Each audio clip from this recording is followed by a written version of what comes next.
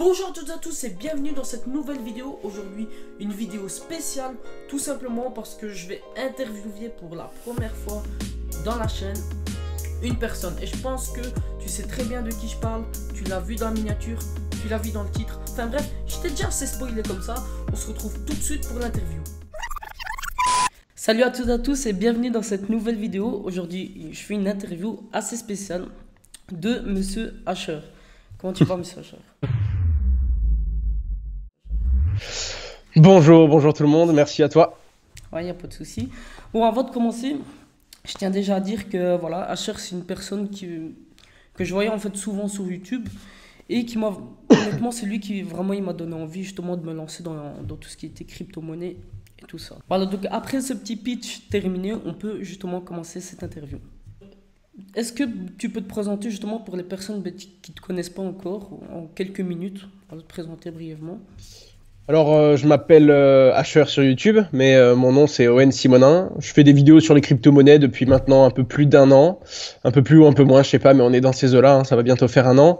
Je m'intéresse aux monnaies virtuelles depuis plusieurs années, mais j'ai vraiment mis le nez dedans et j'ai commencé à creuser depuis 1 an et demi, 2 ans. Donc on va dire courant 2015. Et c'est là que je me suis rendu compte qu'il y avait du potentiel. À la base, c'était pour faire de l'argent sur Internet. Ensuite, j'ai découvert la technologie, j'ai découvert ce qu'il y avait derrière et j'ai vu que ça allait beaucoup loin que de la simple génération de revenus. J'ai vu que ça allait toucher notre quotidien, j'ai vu que ça allait changer nos habitudes, ce qu'on connaît, les entreprises qui nous entourent, l'État même un jour. Et donc, je me suis dit, je vais creuser là-dessus. Et j'ai commencé à développer différentes activités et à faire beaucoup plus de vidéos axées que sur les monnaies virtuelles sur ma chaîne Asher. D'accord, c'est intéressant là de ce que tu dis. Mais tu vois, ici j'avais une question que je me pose souvent, surtout c'est quand et comment justement tu t'es lancé dans ce domaine qui est les crypto-monnaies. D'accord, donc c'était ça, hein. Je l'ai découvert il y a plusieurs années, hein. Ça faisait peut-être 3 ans que j'avais déjà entendu le nom, que j'avais creusé un petit peu, un peu plus même. Mais j'ai vraiment commencé à creuser il y a 1 an et demi, 1 an environ. C'est vraiment là que je me suis dit, bon, là, faut arrêter de lire les articles et d'essayer de comprendre ce qui se passe derrière. Là, maintenant, il faut commencer à agir, il faut monter des projets autour. Et c'est là qu'il faut vraiment rentrer en quelque sorte dans l'écosystème, un écosystème qui grossit de plus en plus vite tous les jours.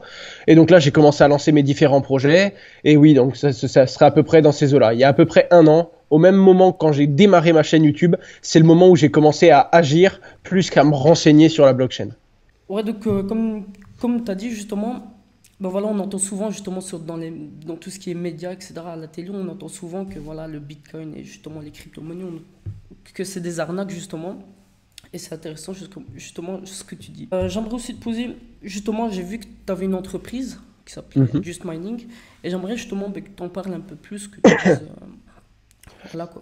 Je vais essayer de faire court, mais en fait, c'est assez compliqué.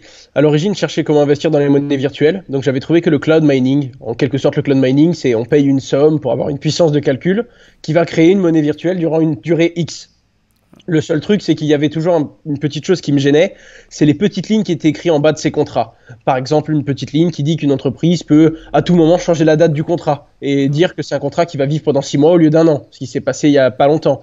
Dans une certaine entreprise, ou alors une entreprise qui dit que si la monnaie n'est plus rentable pendant 20 jours, elle peut couper le contrat. Et donc je me suis dit, je vais essayer de faire comme ces entreprises-là. Je ne sais pas si je vais pouvoir être meilleur qu'eux au niveau des prix, mais en tout cas au niveau de ces petites lignes dans le contrat, on va voler personne et on va faire... Quand on aura un contrat d'un an, ce sera vraiment une durée d'un an, sans pouvoir le modifier, etc., etc. Et petit à petit, quand j'ai lancé mon produit, ça a plu à beaucoup de monde. On a fait pas mal d'argent sur Internet, on a eu des précommandes. Du coup, j'ai dû quitter mes études, j'ai dû monter une équipe, j'ai dû monter une société derrière. Et ensuite, je me suis dit, et si on proposait encore mieux, et qu'on proposait pas du cloud mining, mais qu'on proposait directement une petite machine, petite, tout est relatif, qu'on envoie au client, et le client, tout est clé en main. C'est-à-dire que premièrement, il n'a pas à faire le montage, deuxièmement, elle est préconfigurée, troisièmement, il y a un logiciel intelligent qui détecte la monnaie virtuelle la plus rentable et qui va automatiquement miner la plus rentable, et quatrièmement, ça envoie automatiquement la monnaie virtuelle sur le compte de l'utilisateur sur le site. Un débutant pourrait se mettre à miner des monnaies virtuelles. Et donc, on a créé cette machine qui s'appelle Bob, et on ne pensait pas avoir autant de succès, puis on en a vendu des centaines à travers le monde aujourd'hui, en quelques mois, et donc on a dû recruter, on a créé une dizaine d'emplois en France au total, avec 3 CDI, et donc on a commencé à monter vraiment une entreprise qui se développe et qui développe son produit à travers la chaîne française, mais également la scène internationale, quoi.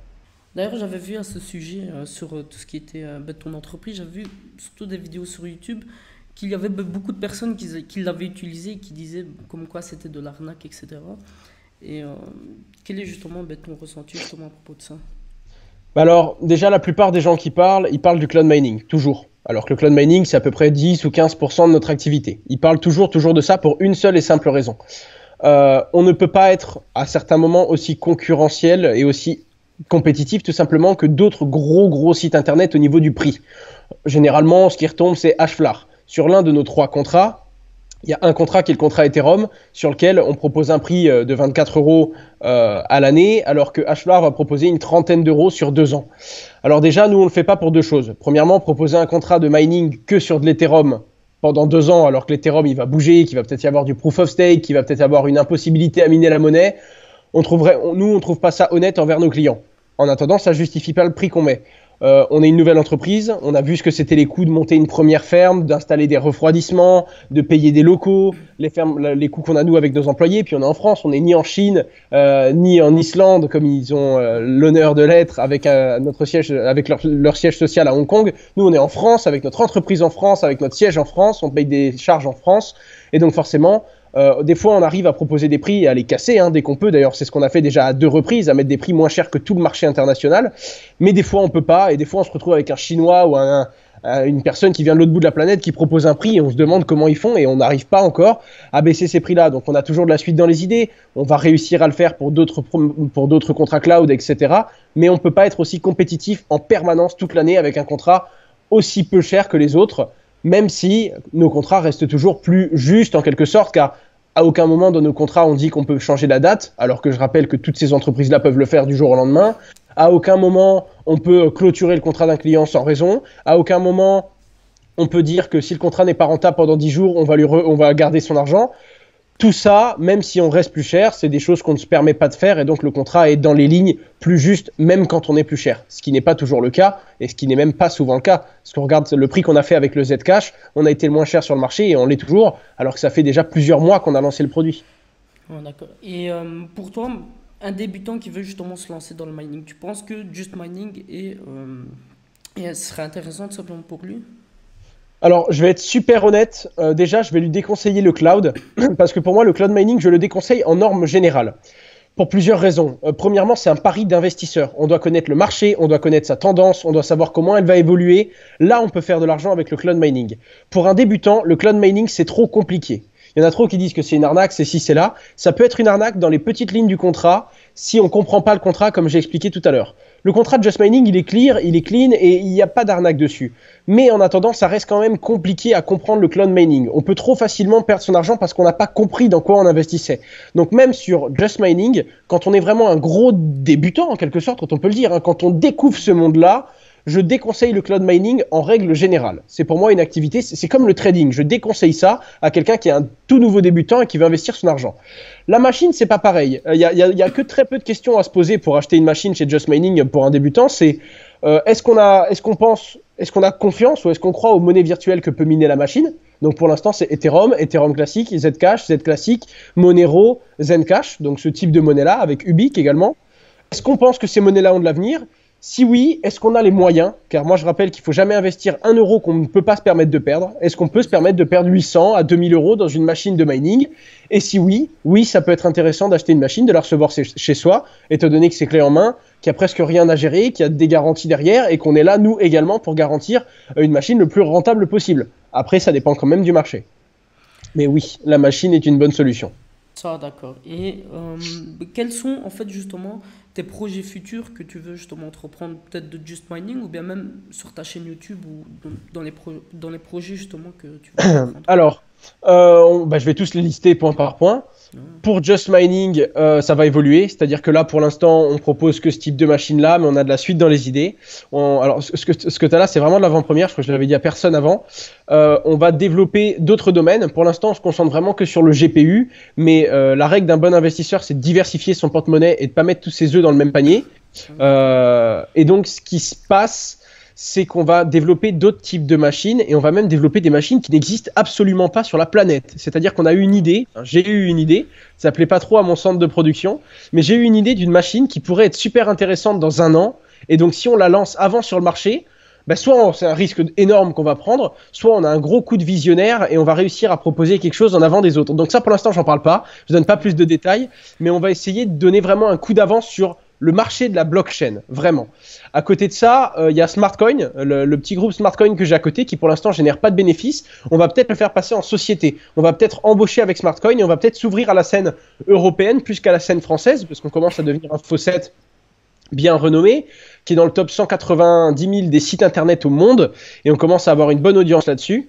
À côté de ça, il y a le groupe des investisseurs qui va, je sais pas si tu connais le groupe des investisseurs, je sais pas. Non, je connais pas, non. Ben, c'est un petit truc que j'ai lancé quand j'ai eu 10 000 abonnés. C'est sur mon site asher.com, tu t'inscris et en fait, tu as à peu près 2 fois par mois un sondage qui tombe et on te dit est-ce que tu penses que c'est bien d'investir ici? Est-ce que tu penses que c'est une bonne idée d'investir là? Est-ce que tu aimerais investir ici? Quelles sont tes idées? Et en gros, à la fin du mois, on regarde la réponse des 800 ou 1000 investisseurs et on va investir avec un porte-monnaie public. C'est quand mes abonnés ont voulu me faire des dons sur ma chaîne, je leur ai dit on va faire mieux, on va faire des dons à un porte-monnaie blockchain public que tout le monde peut regarder et avec ce porte-monnaie-là, tous les mois, on va investir et on va essayer des petits trucs qu'on aurait un petit peu peur d'essayer avec notre argent à nous. Et du coup, ça nous permet d'essayer des investissements et de tester des trucs un peu plus farfelus que si c'était notre argent. Et donc ça, je vais le développer encore et je vais le faire grossir. Il n'y a pas de société derrière, mais bon, c'est des porte-monnaies qui sont transparents. Sur les 2000 € du porte-monnaie, je crois qu'il n'y a que 200 ou 300 € qu'on ne peut pas voir parce qu'ils sont sur PayPal. Mais tout le reste, c'est totalement transparent, on peut vérifier. Et donc, ça permet aux gens d'investir. Et après ça, j'ai toujours des projets dans la blockchain. J'ai toujours des idées. Je suis vraiment une porte ouverte à ça. C'est-à-dire, quand j'ai un de mes abonnés qui me dit, voilà, moi, j'ai un développeur, moi, j'ai une équipe juridique, je veux monter ce projet-là, mais j'ai pas toutes les ressources, j'ai pas de commercial, je sais pas comment je peux vendre, je sais pas si mon business model il est intéressant, je sais pas si je peux faire de l'argent ou pas, mais en attendant, j'aimerais vivre de la blockchain, j'aimerais créer des emplois dans la blockchain, j'aimerais développer la blockchain. Est-ce que tu as quelque chose à m'offrir? Et là, à ce moment-là, moi, j'en parle aux gars qui sont autour de moi. Et si l'idée est bonne, ben, on propose à ces gars-là de nous rejoindre indirectement ou alors de les suivre à distance. Et petit à petit, on voit exploser plein de projets autour de la blockchain à droite à gauche. Et ça nous permet de développer cet écosystème. Ah, d'accord. Et pour toi, tu penses justement que on peut vivre de tout ce qui est crypto-monnaie, etc. Alors, il y a 3 types de choses. Il y a vivre du trading en mode j'en achète et ça va tellement exploser que je vais en vivre. C'est possible. Si le Bitcoin demain il monte à 100 000 € et que j'ai dit non aujourd'hui, je vais avoir l'air con. Mais en attendant, faut pas parier dessus. Ça reste du hasard en partie ou ça reste un pari. Et pour moi, faut jamais vivre d'un pari, tout simplement. Après, oui, c'est possible. Au niveau du mining, c'est tout à fait possible, mais il faut le faire à une certaine échelle. Faut pas avoir peur de mettre les moyens et il faut avoir de la ressource derrière. On peut pas vivre du mining si on a 2 000 €. On peut vivre du mining si on a 80 000 € à investir, puisqu'on va pouvoir investir 60 000 € dans différentes machines. On sait que même si le GPU, ben, ça va moins bien à un moment, ben, y a le mining Bitcoin qui va aller mieux. Si le mining Bitcoin il va moins bien, il y aura le mining Litecoin. Ça, oui, là, on peut faire de l'argent, on peut vivre de ça, tout simplement, de la création de crypto-monétaires. Et ensuite, je pense que le mieux, c'est tout simplement de créer son projet, d'investir, de proposer un produit, d'innover sur la blockchain et de monter une société. Que ce soit certains, on en voit certains qui se développent dans le conseil, mais à ce moment-là, il faut être plus balèze que moi. Moi, je n'ai pas la prétention de vivre du conseil dans les monnaies virtuelles, ce serait faux. Je pense qu'il faut diversifier, il faut voir dans quoi on est vraiment compétent. Et oui, on peut créer une entreprise et proposer ses services si on voit que c'est des services qui intéressent les gens, tout simplement. Ça, d'accord. C'est très intéressant. Encore, voilà. Si aujourd'hui, tu vois un débutant justement qui se lance dans tout ce qui est crypto-monnaie, etc.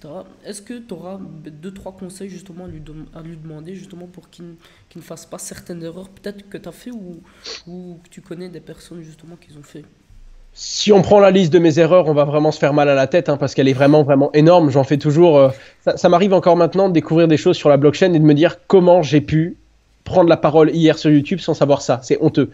Notamment sur l'Ethereum. Je découvre des choses sur l'Ethereum. À chaque fois, je tombe sur le cul et je me dis waouh! Je découvre des choses de fou. Comment c'est possible de ne pas savoir ça avant? Et les conseils que je donnerais, c'est de ne pas se précipiter, d'avancer doucement, de bien se renseigner. Maintenant, il y a de la documentation sur Internet. On peut trouver de l'information facilement sur les monnaies virtuelles maintenant.